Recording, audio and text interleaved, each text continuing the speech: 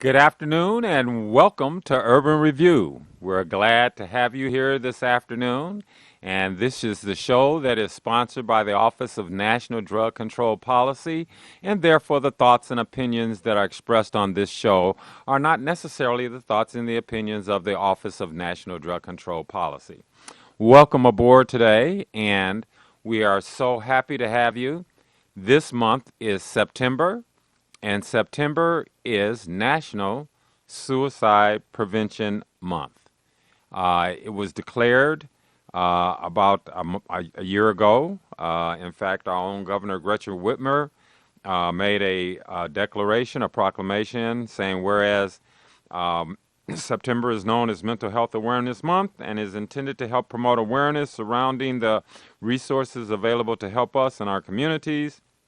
And whereas some mental health illnesses and life stressors can come with suicidal thoughts and can affect anyone regardless of age, gender, race, orientation, income level, religion, or background, and whereas according to the report released by the 2020 by the American Foundation for Suicide Prevention in Michigan, on average, one person died by suicide every 6 hours, and suicide is the 10th leading cause of death on average, and second leading cause of death for ages 10 to 34 for people, our citizens here in the state of Michigan.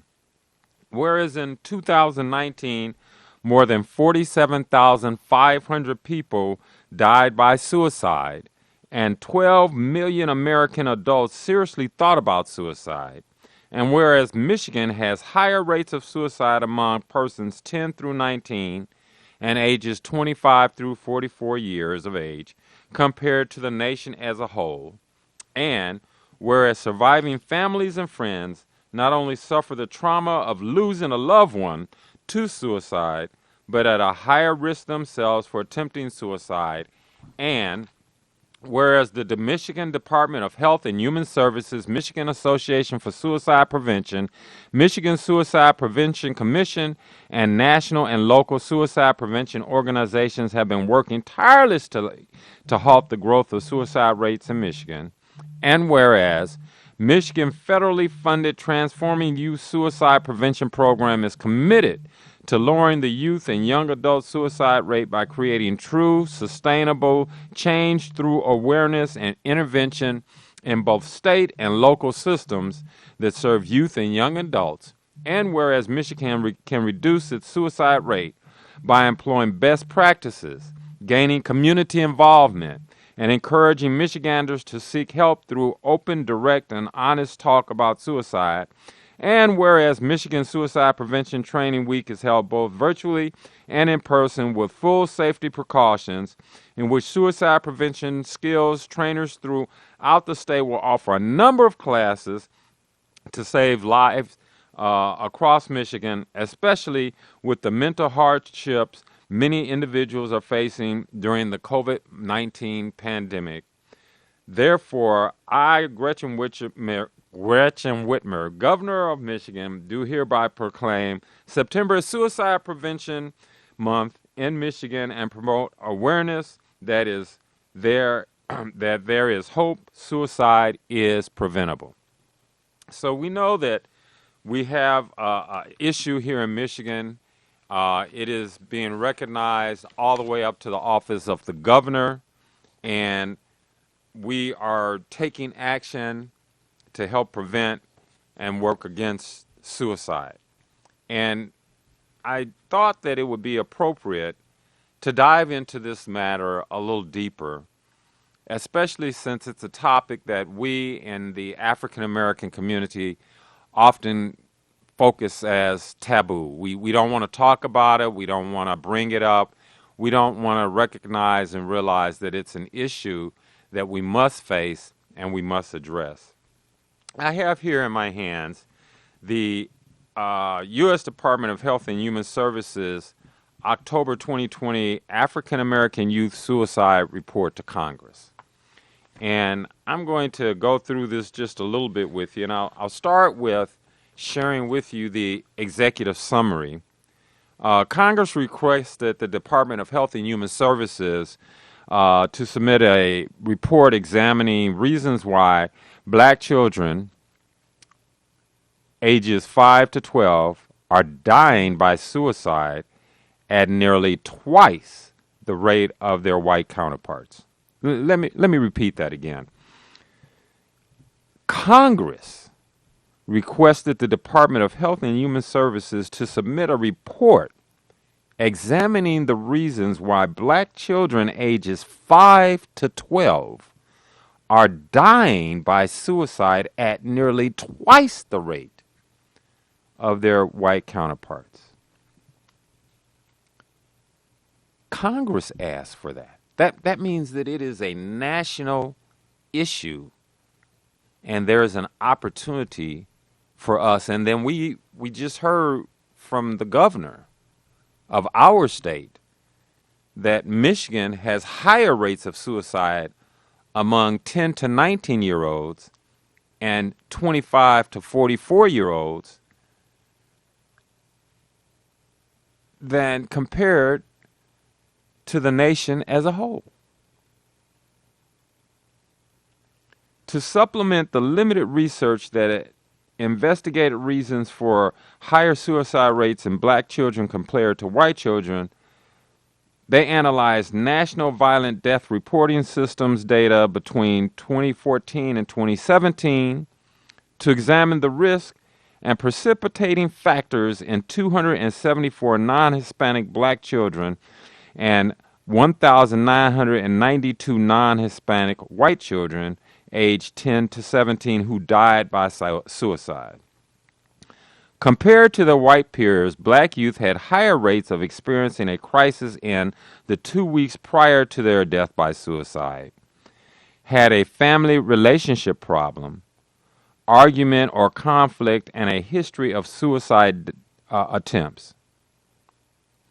In contrast, black youth had lower rates of a current known mental health problem, current depressed mood, a history of suicidal thoughts or plans, and neither a past or current treatment for mental illness compared to white youth.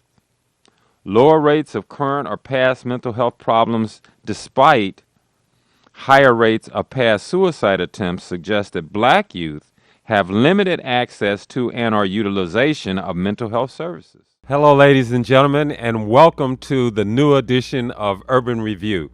What you were just viewing was a little bit of segments of last week's show, and we gave you an opportunity to just kind of relish on what our topic was, and that was suicide. And as you could tell, I was very taken aback by some information that I had received that suicide rates among African American males is increasing at a rate higher than the rest of their counterparts. And so we wanted to follow up on that show with this show today. And first of all, let me say welcome to Urban Review. This is a show brought to you by the Center for Urban Youth and Family Development and the Coalition for Urban Youth and Family Development. And we are funded by the Office of National Drug Control Policy, and therefore the thoughts and the opinions expressed on this show are not necessarily the thoughts and the opinions of the Office of National Drug Control Policy, the White House, or the Substance Abuse Mental Health Services Administration, or better known as SAMHSA. But we're usually in around the same thoughts in mind. And today, I'd like to welcome to the show a friend of ours from Higuera Behavioral Services, Miss Kelly Mays. Hi, thank you so much for having me. Welcome to the show, Kelly. And well, first of all, tell us a little bit about you, who you are, what your credentials are, and what you do. So I work at Higuera Health. I am the community outreach coordinator for Higuera Health. What that looks like is I do a lot of our suicide prevention outreach and training in the community. I also help with our wellness initiative for the police partnership program. So we get to go into the police departments and kind of help and support them with any of their officers who are struggling with mental wellness. Okay. I also am master trained in a lot of gatekeeper trainings, so I get to go in the community and kind of share that knowledge, especially in my own community, which I really, really love to do. Right. outside of that, I'm also a loss survivor, so I've lost loved ones to suicide, and I'm an attempt survivor. I've survived suicide, so I have a wealth of knowledge, both lived experience and professional experience. And on top of that, I'm also a licensed counselor. Oh, fantastic. And you're also a mom I am a mom and a wife. and a wife, All yes, right. and a poet. Okay, Yes. fantastic.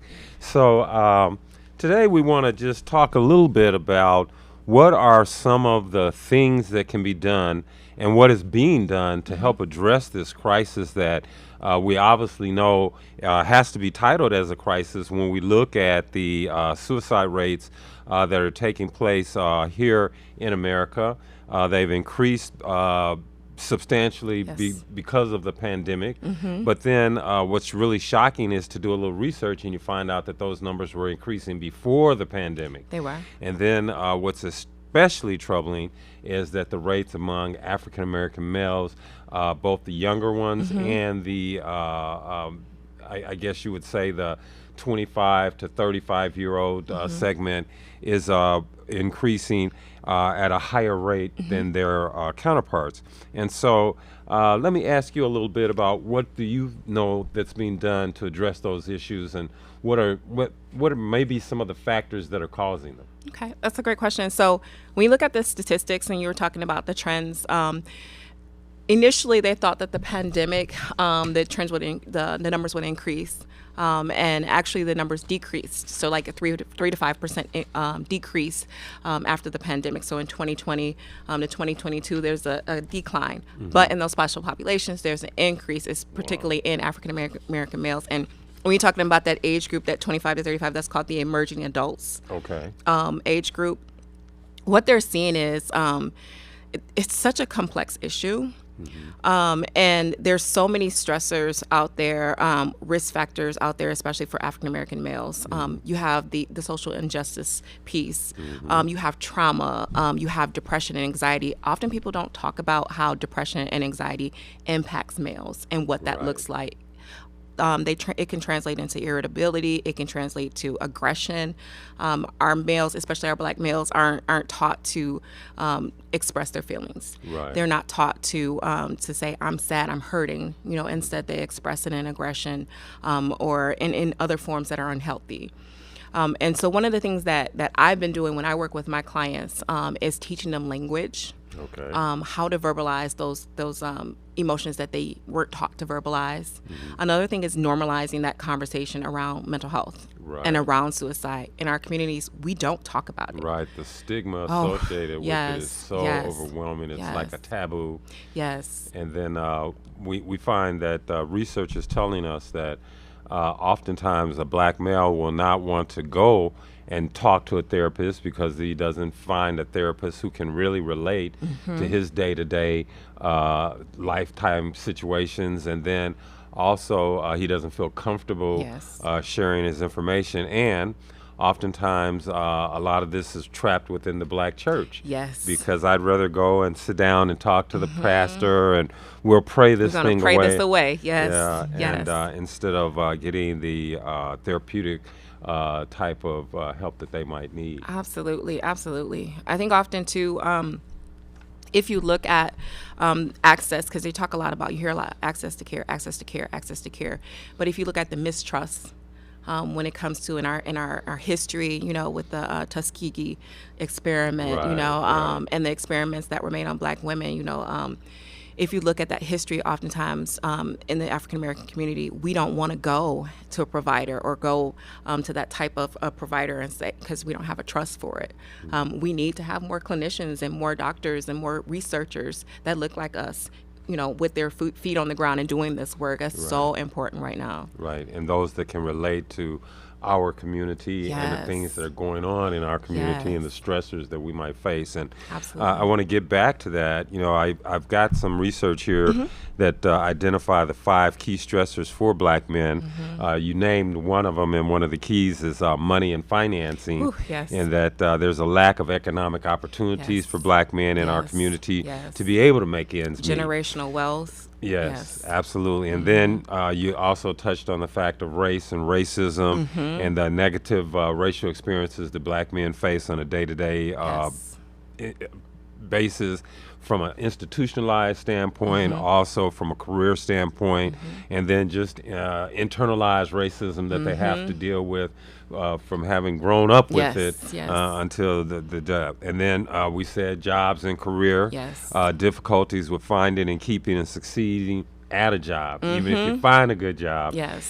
Succeeding at that rascal is just, oh man, it's intense. I know that I came up in Ford Motor Company, and I started off as a GSR, general salary level 4, and climbed my way up through the corporate ladder to get to grade level 10.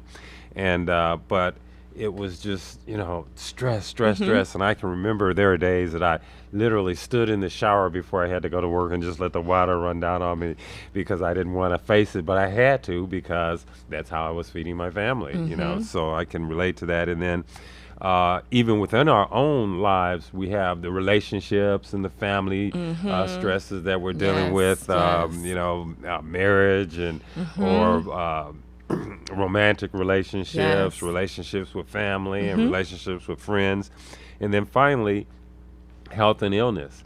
And, that's huge. That's really huge. You want to expand on that a little bit? So when you look at health and illness and wellness over the lifespan, African American males are more likely to die before African American females, and that has a lot of. It could be health, it could be diet, it could be environmental. However, we don't have professionals that look like us, to address those things and to look at that list of things, which is the intersectionality, of our lives, which is unfortunate. Even they've done research studies of when African American people go into the hospital and they talk about pain level and how a lot of the students that are being trained are trained like Black people don't feel pain. Right. That's ridiculous. It is. And then we go from one extreme to the other in that we don't experience pain, or we go to the other extreme of you need an opioid and I've got to get you hooked on something in order to address and deal with your pain. So that's just major. I know that we're running out of time. We're going to have to wrap up, but one of the things I wanted to touch on that we talked about and highlighted in the other show was that the younger children population are turning to attempting suicide. And do you have any methods or means of addressing, like maybe recognizing some of the warning signs and some of the steps that an individual could take? So you talk about warning signs, especially in youth. Of course, there's general warning signs that isolating themselves, talking about death, obsessed with like movies about death, giving away prized possessions, those type of things that you're looking at experience. But when you talk about specifically about risk signs, do they have family members who have died by suicide? COVID was huge, because in our community there were a lot of deaths. I myself lost 20 family members and friends to COVID. And oftentimes, especially when it's a single parent home, a lot of those kids have lost a parent. And they've had to rely on extended family members to help care for them. And there's no services that are specifically geared towards helping that gap that they're experiencing now, whether it's economic, whether it's emotional. There's not enough data right now to support. Wow. Yeah. And then I know that there are some other aspects of it, from like being at school and having to deal with bullying, chronic rejection from other kids, feeling of hopelessness about their future because of that, and some of those type of issues, and as you highlighted, the serious family problems that might occur with a previous death or in a family. So if you happen to recognize some of those type of signs, what are some of the steps that you can take to try and address it? Asking someone if they're suicidal. Okay. Also getting them help, referring them to a counselor that's not only trained in suicidality. Oftentimes helping professionals aren't trained or have that background in suicidality, but also following up afterwards. Okay. Oftentimes we don't do that. We get them to that support and then we don't follow up like, hey, how are you doing? You hear the phrase, check on your strong friends. Those are the ones that need that support the most, and involving yourself in the treatment and care. Right. The more the village that surrounds that person, the better the outcome. And that leads back to the training that we've talked about in the past, and that's QPR. QPR, get curious. Question, persuade, and refer. Yes. You are not a mental health expert. You are not a mental health facilitator. So you need to be able to persuade that person to get some help based on the questions that you've asked, based on Yes. recognizing those warning signs. Yes. And then secondly, you need to know who to refer that Yes. person to. Yes. And that brings me back to you and the services of Hagera. Tell us Yes. about that. So, Hagera Health, we have a couple of different services that we provide. Crisis services. We have our COPE, Community Outreach for Psychiatric Emergencies, which is 24-hour, 7-day-a-week facility. We have our And where's that located? that is located in Livonia, Right. on 96 in Farmington. Okay. You can come in there whether you have insurance, whether you don't have insurance.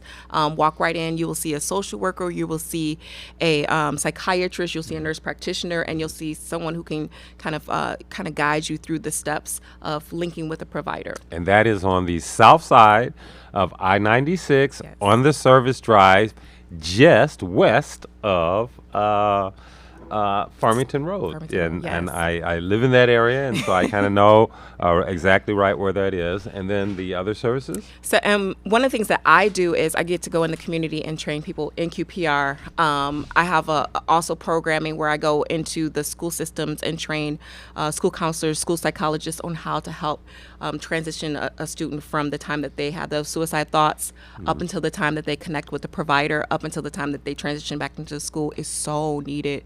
Another thing that just went live in July, 988. And 741 which are resources that anyone can dial, can call, can access if they have questions about crisis services, want to support someone in crisis, or have a crisis themselves. Right. And the National Suicide Prevention Lifeline is 1-800-273-TALK, or that's 1-800-273-8255. And we want to thank you, Kelly, for Thank all the you. work that you're doing in the community. We want to thank Hagera Services and for being a great community partner. We've Thank you. collaborated on some other projects with them, and we know that their services are available 24 hours a day, 7 days a week. Yes. We thank you for partnering with our local community police officers Yes. in the city of Detroit, in the city of Livonia, over in Westland and Redford. So you Yes. guys are doing a great job Thank you. in Wayne County. And I'm just going to take the last few moments of the show to update our listeners and our viewers about some of the things that are going on in the community. As you know, the Coalition for Urban Youth and Family Development will be meeting this evening at 6:00 p.m. And you can call in. It's a Zoom call, so all you got to do is just bring up your Zoom and then dial. The meeting ID is 790-495-5710. Once again, that's 790-495-5710, and the password is CUYFD,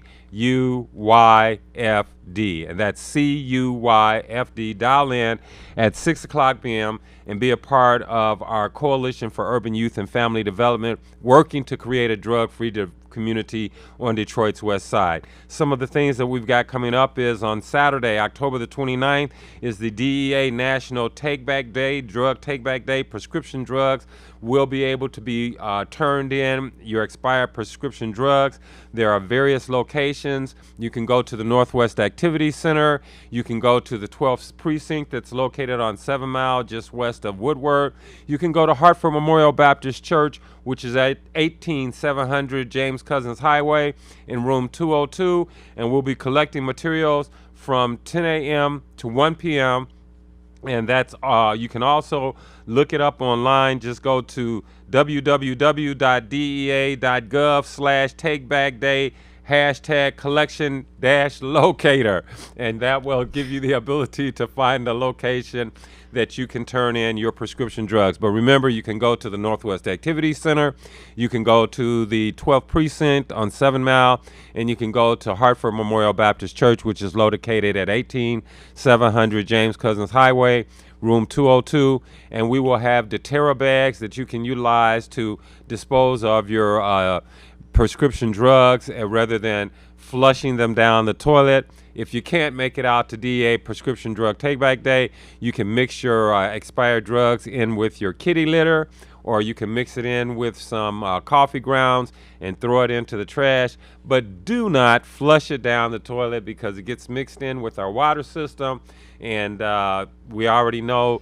some of the problems that we've been having with the water crisis. Also, on October the 29th, later in the day over at Hartford Memorial Baptist Church, the Coalition for Urban Youth and Family Development will be partnering with the Hartford Youth team to have a Halloween trunk or treat, and also we'll be celebrating Red Ribbon Week. And Red Ribbon Week is in celebration of those fallen DEA officers, and it gives young people an opportunity to pledge to be drug-free. So that is October the 23rd through the 29th is Red Ribbon Week, and that is a great opportunity for you to pledge to be drug-free and live a drug-free lifestyle. So come on over to Hartford on Saturday, October the 29th. We'll have lots of wonderful prizes and candy and free giveaways, and we can celebrate Halloween in a safe and drug-free environment. Excuse me. And as we wrap up the show, once again, we want to remind you to come over and to call in to our Coalition for Urban Youth and Family Development meeting. And we will be also having our drug-free discussions and coming up with other opportunities and activities that we can get involved in to create a drug-free community on Detroit's West Side. And as we come to the close, we want to remember for you to always keep your head high and hold your head strong. When you're up against some trouble, meet it squarely face to face. Plant your feet, set your shoulders, lift your chin, and take a brace. And when the worst is bound to happen, in spite of all that you can do, you may fail, but you may conquer. See it through. Black may be the clouds about you, and your future may seem grim, but don't let your nerve desert you, and keep yourself in fighting trim. And if the worst is bound to happen, in spite of all that you can do, remember, running from it will not save you. See it through. Even hope may seem but futile when with troubles you'll be set. But remember, you're simply facing what other men have met. And if you fail, fall still fighting, don't give up whatever you do. Eyes front, head high to the finish, and see it through. And a special treat for you. We know that Miss Kelly is a poet, and she's a poet that does know it. So we're going to ask her to give us just a send off with a bit of poetry. Okay, bars. Trigger warning. This poem was meant to be funny. I tried to think funny, be funny, channel my inner comedian, write funny across a blank page, funny. Like that time I broke my arm running from a squirrel, true story. Funny, I thought it was chasing me, funny, it really wasn't funny. I still believe the squirrel apocalypse is a thing, funny. Like that time a boy called me fat. When I told him I thought he was cute. I kept the joke going. Kept his homeboys laughing, kept my waistline expanding inside the punchline, hoping they wouldn't notice it wasn't funny. Like that time I lost my wallet. I found myself at the grocery store, cart full of baby formula. Funny, the nice lady paid. Funny, I really didn't lose my wallet. Funny, I didn't have enough money to fill my car and my child's belly. Funny how life is. Keep laughing, you will get to funny. Keep writing. Writing is the only thing that will make this poem funny. Like that time I wrote my first haiku along the wall of my college dorm. Funny, it was actually a suicide note. Funny, no one noticed. They say the ones that laugh the most laugh the least. Robin Williams, Anthony Bourdain, my cousin, me. They say laughter is the best medicine. If I keep laughing, maybe I'll be cured. If I keep writing, maybe I'll be cured. After all, what do you say to God halfway through a poem or a prayer or a punchline or a suicide note? Funny? Thank you so much, and thank you for watching Urban Review.